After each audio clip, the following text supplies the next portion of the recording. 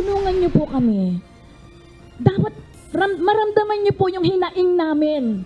Kung paano po kami nagkaroon ngayon ng disappointment, paano na naman ang PTV, paano na naman ang mga empleyado.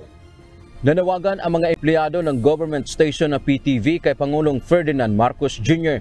na tulungan sila sa sitwasyon nila ngayon.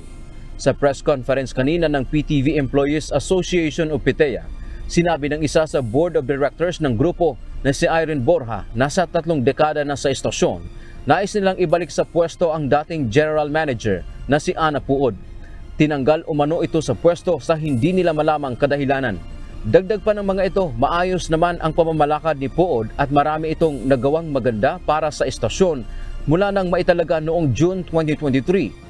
Dati po ang pinaglalaban namin, tanggalin nyo ang GM na yan sapagkat hindi po maganda ang kanyang ginagawa. But this is the first time na ipaglaban namin ang isang general manager manatili sa PTV. Maging ang presidente ng grupo ipinagtataka bakit bigla na lang itong pinalitan. Hindi namin alam kung anong criteria kasi kung pagbabasihan, kung corrupt, hindi po corrupt ito. Kung performing. At bilang bahagi ng workforce ng PTV4, ay hindi namin maapuhap.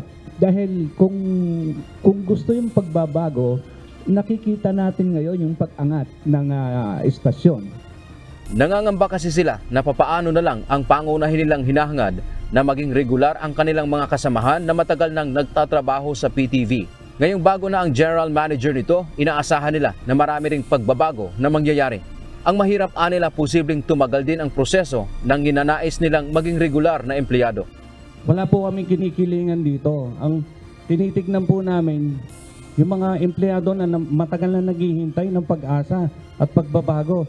Ito pong pamunuan namin ngayon at pagtanggal kay Jim, siya po yung nakikita namin gagawa nun eh. Mahabang proseso ang reorganization.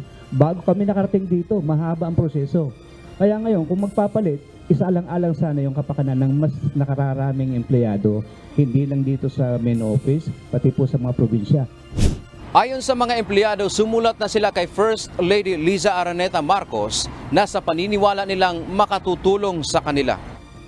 Kasama nito ang mga pirma ng PTV employees na gustong ibalik si Ana Puod. June 10, 2024 pa umano pinirmahan ang appointment ng ipinalit na general manager na si Toby Nebrida. June 14 naman ito inanunsyo ng Presidential Communications Office o PCO. Naghihintay pa ang UNTV sa reaksyon dito ng bagong talagang general manager ng government-owned TV station. Dante Amento, UNTV, News and Rescue. Diyos ang aming sandigan, serbisyo publiko ang aming pinahahalagahan.